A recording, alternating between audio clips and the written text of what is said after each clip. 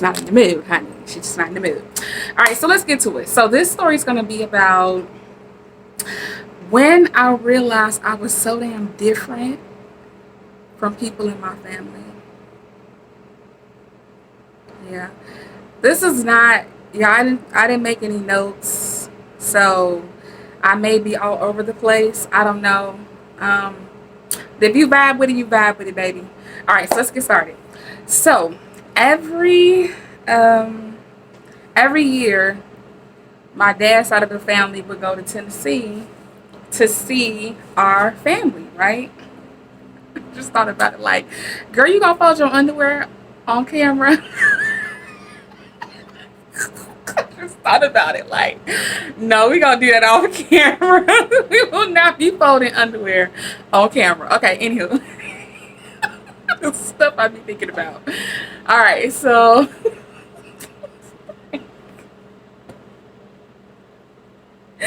all right.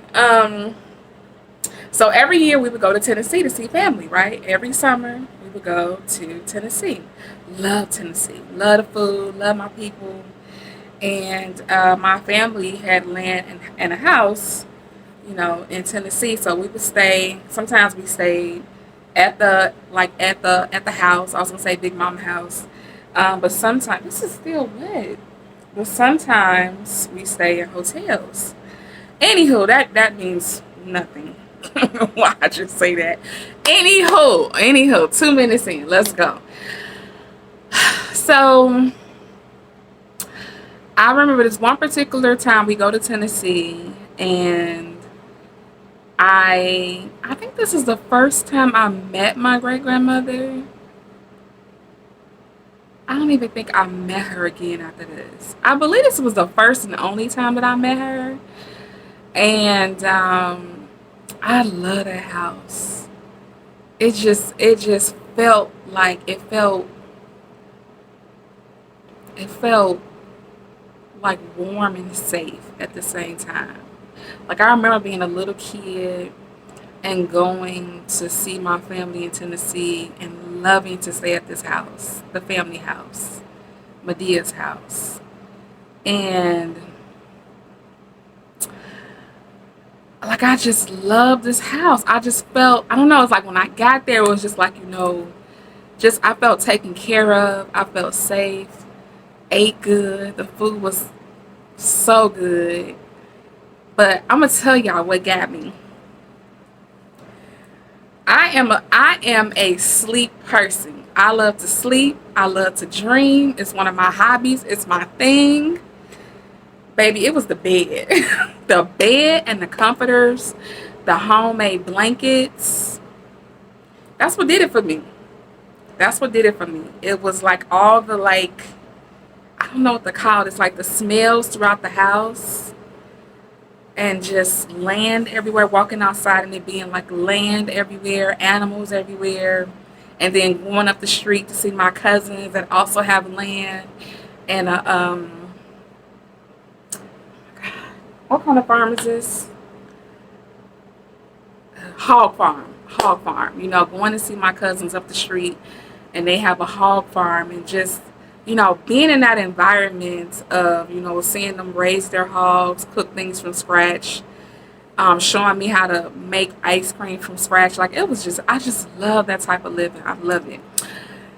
That has nothing to do with nothing I'm saying. I'm just remember the time. I'm just being nostalgic right now. So, I believe I was about 12 years old on this particular trip, back to Tennessee.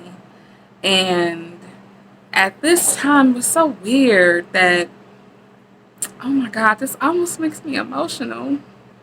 Um, I think I just remember, like, I never recalled this now. Never recalled this moment up until now, but I remember meeting my great grandmother, and that's my dog, and just being able to spend time with her, like just watching her. Because, the older women in my family, they didn't talk a lot. So you would watch them. You watch, how they move, how they cook, how they do things. And I remember being told like I could sleep in her room, like, and she high beds, real high beds with these big thick comforters that were made, made from your hands, like homemade blankets, and sleeping so good, like best sleep ever. Waking up to the smell of biscuits and pork in the morning, waking up to breakfast, waking up to, just all the things, all of the Southern hospitality, Southern living, and,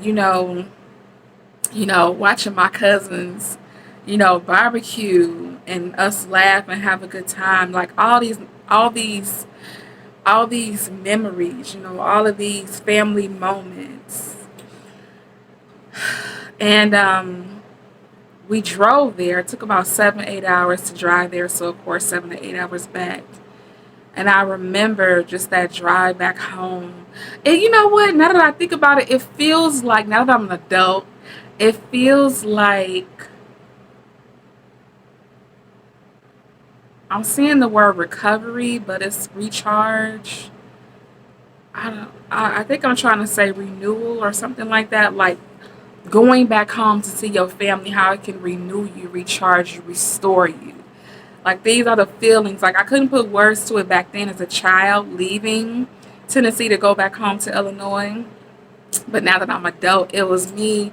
It was the feelings of being recharged and renewed. Yeah, yeah. And I remember going back home to Chicago and feeling like, man, I love my family. And we got back home that night. I had a dream. I had a dream that my great grandmother passed away. And I saw her face, and it was just like dark all around her. And I didn't say anything to anybody. I just held that dream. And I really didn't feel anything because I just felt like at that time, maybe it was just a dream. Maybe it was me just missing her because I'm back home now. And my dad got the call that she passed away. And I think my immediate thought was, it was almost like, is there something wrong with me, or I just dreamed that? And like not knowing how to feel about what happened.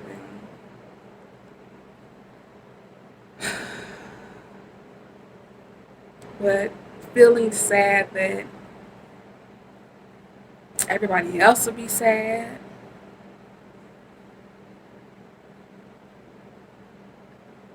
Also maybe feeling like I'll never have that moment again with her.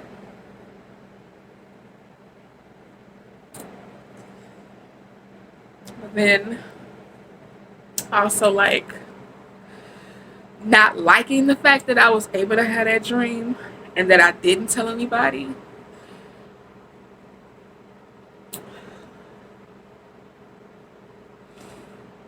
And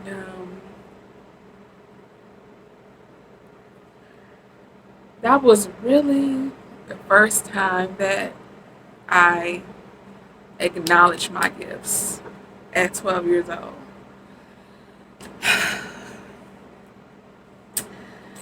And not knowing what to do about it, not knowing, um,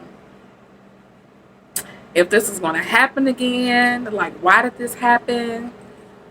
I really didn't have anybody in mind to talk to speak to this about, or speak to this with, and I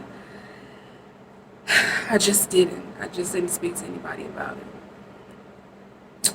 And I remember being like a really quiet, confused child because what the fuck? I just dreamed this and it happened. And yeah, that was the first time. And that took me on a roller coaster ride of like, nobody else is talking about that they can do this. They can dream like this. They can, you know, dream things before they happen. And I think the hardest thing is you cannot control what you dream about.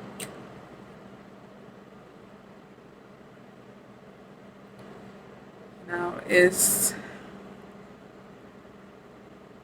me on a journey of realizing that I am a messenger. And I don't get to dictate what the message is.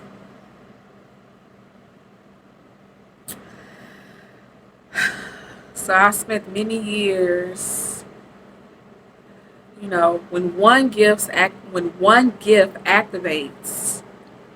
and you become aware of it and you start to accept it, it's like a trickle effect. Trickle? Is it trickle effect? Domino effect. That if you happen to have more gifts, all of your other gifts start to work, activate. And that's what started to happen to me at 12 years old.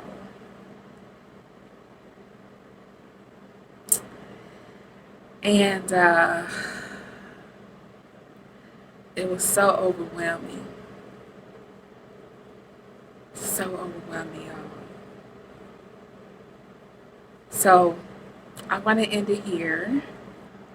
I can't believe I'm starting to share this stuff, y'all. Like, it's taken me so long to talk about this.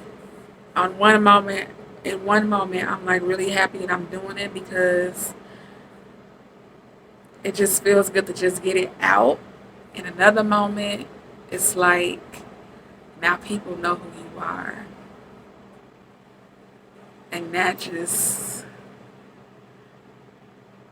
with my Scorpio energy, even though I'm a Libra too, the Scorpio placements be like, we don't like it. But it's part of my journey. It's part of me being a messenger, is sharing fully who I am.